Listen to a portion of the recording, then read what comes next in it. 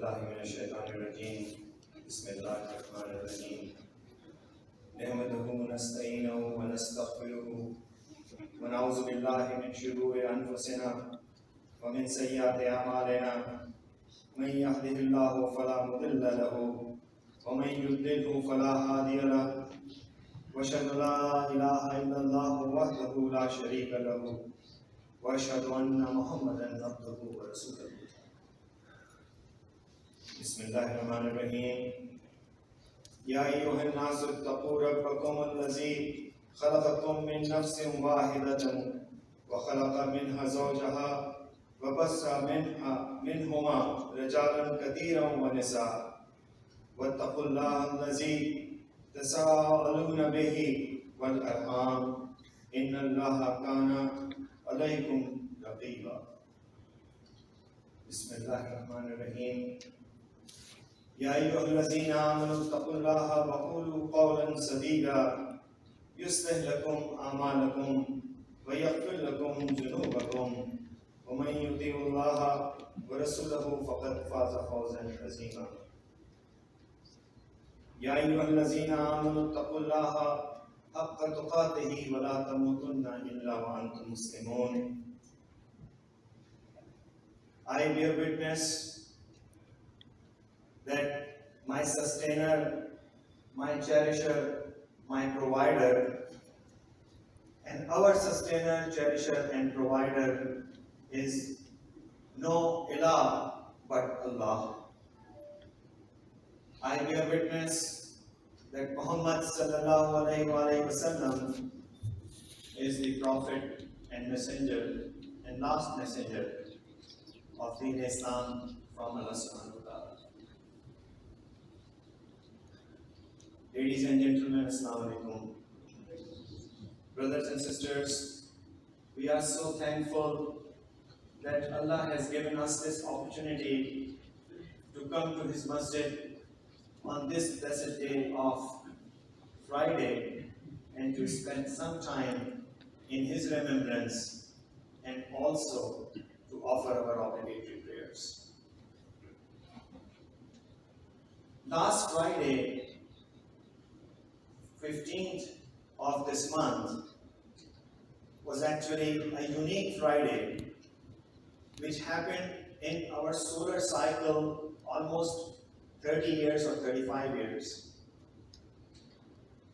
So one in a lifetime, you can see that kind of Friday probably twice in our lifetime maybe. And that includes the combination of three holy rituals, three holy events or celebrations. For Jews, it was Passover. For Christians, it was Easter. And for Muslims, it was Friday of Ramadan.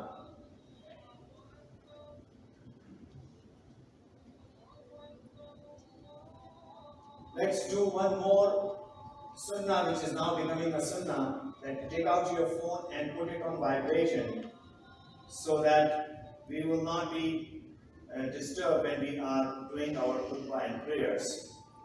So I would request everyone to take out your phone and put it either on off or on vibration.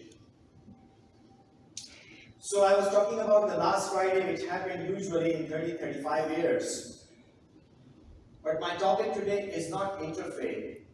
What happened on that Friday in the third most holiest site of the Muslims, there was a raid, there was atrocity, and there was a killing, about killing, and after that there was bombing in that area which I was talking about, Masjid al-Aqsa, and you all are aware of that. This is not new. It has happened in that area multiple times. And somehow they always choose some kind of celebration when Muslims are get together and more involved in their ibadats. So they choose the Friday. When that kind of thing happened, you look into the past and you look around the world and you see what is happening in the Muslim world. it is not only Palestine, it is not only Gaza, whether it is Kashmir, whether it is Afghanistan, or Burma, Syria, Libya, Iraq, you go on. The count never ends. Where Muslims face some kind of persecution, atrocities, oppression, and being harmed. And whenever I come across these kind of things, the two pictures and two incidents came immediately alive in my memory, which is being imprinted there, and somehow I can never get away from them. The one is a picture of a 2 or 3-year-old toddler whose body was washed ashore on one of the Turkish beaches few years back, if you remember or recall. I still remember the picture of that toddler. He was wearing the blue half pant and red t-shirt. And even he was wearing the socks and the shoes. I remember that very well because when we prepare our kids to go to somewhere, to go to attend a party, we prepare them in that way. That reminds me when I used to clothe and get my son prepared to go out with me. In that situation, that child was laying on the beach, lifeless, face down. And why was that?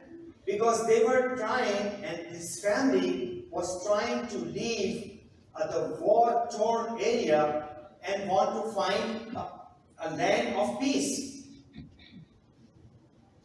And they were just dead in the sea. The second picture, which always comes back to my memory, was another toddler, or maybe 4 or 5-year-old Syrian kid. When he was recovered from a building which was bombed and shelled, his black hair were golden because of the sand and mud. His face and body was covered with the wounds and stains of the blood. And when he was taken to the emergency care people, he died. But before the death, what he said became viral on the social media at that time, and I still remember that. He said, I will tell Allah everything. Allah Akbar. Can you believe that pain? Can you believe that feeling which not only that kid but the family is going through? These are the two incidents which came on the social media, so that we read and we saw the pictures and it get imprinted somehow on my mind and my heart and my memory, and I just cannot get over with it. But there are thousands and hundreds of these kind of stories. In Afghan families, in Syrian families, families in Gaza, families in Kashmir. And what they are suffering from, nobody can imagine except those who have been gone through this. I will just change the gear here for a second. Let's look at the other side of the coin. Let's look at the other side of the picture. There are 1.8 billion Muslims in this world. They are inhabiting this planet. 24.1% of the total world population. 1.8 billion. 49 countries of the world have Muslim majority, or they have a Muslim government. They say it's more than 50%, but even if less than 50%, resources of the world are in Muslim countries, including wealth and oil and all other resources, natural resources. Not only that, this is the worldly impact and worldly power I am talking about. When we have these 1.8, out of those 1.8 billion, probably maybe 1 billion Muslims are still fasting right now with us. Currently, at this moment, maybe almost 1 billion Muslims are fasting. And whom they are fasting for? For their religion and for Allah. They are praying. They are doing Qiyamul Layl and asking Allah's forgiveness and help. We did Qiyam last night in our mosque here. They are going for Umrah. They are praying in Haram. And when Hajj comes, then millions of Muslims, they go there and they pray. The question comes, my dear brothers and sisters, which I am trying to make a point here, that despite of this world power and worldly impact, and despite of this religious indulgence which we see, why we have a toddler who has to run away and watch the shore on a beach? Why we have a toddler who has been recovered from the war-torn building and he has to say that I will tell Allah everything? That's between you and Allah. But when it comes to the fard, it is Ramadan, it is for community, for everyone. You see the moon, you start fasting. You see the moon, you stop fasting. Community. Zakat. It was given to us to remove the love of the wealth from us, but it has a community purpose. To give it to someone who is needy. And in order to give to someone who is needy, you need to know who is the needy. Then you need to know your community. And of course the Hajj, the ultimate, which negates all individualism, which negates all identity. What is our identity? Our identity is our name, what we wear, where we live, what language we speak. What happened in Hajj? We all are same. We all wear one kind of clothes. You cannot even recognize your own brother if he is 100, 200 people away. So if we lost everything, so for whom? For him. So it's community. Are we having these ibadat? Are we having the spirit of community in these ibadats? The other purpose which I want to focus and I think about it is a reminder. Allah does not need our praise. He is above all these things. Why He asks us to pray Him, to submit ourselves to Him 5 times a day, no matter what we are doing, no matter where we are. And it is so important that even if we are sick, we have to do it standing, sitting, laying, even by the action of our eyes, even if we cannot move ourselves. Why? It's a reminder. When you remind yourself 5 times a day that you are nothing, you have to put your forehead into the ground in front of the deity, the one who has this world, who has everything in his hand. Then you realize that there is someone and I am nothing. Ramadan is a training camp. So you come in Ramadan, it trains you to stop. When to stop? It's sahur time, stop. Now it is time to eat, you can go ahead. It disciplines yourself, not only discipline, but it reminds you that there is someone whose order is more prevalent, more important, and you have to follow that. But what happened after Ramadan? Ramadan is not for 30 days. It is a training camp which is given to us so that we inculcate those qualities in us so we can practice our life accordingly. I'll go back. We will see a lot of prayers, qiyam, in haram. People may be getting their individual rewards. And I hope and pray that they are. And we will, inshallah, will get our individual rewards. I am talking about the community effect of these ibadats. Why we are not seeing? Because we are not inculcating it within ourselves. And I will give you one example, and I will end there. Eating. For every human being, they need nourishment in order to sustain or live. Nobody disagree with it. What is the means of that, of getting that nourishment, is eating. And what are the prerequisites of eating? You select food, you find food, you prepare food, and then you eat food.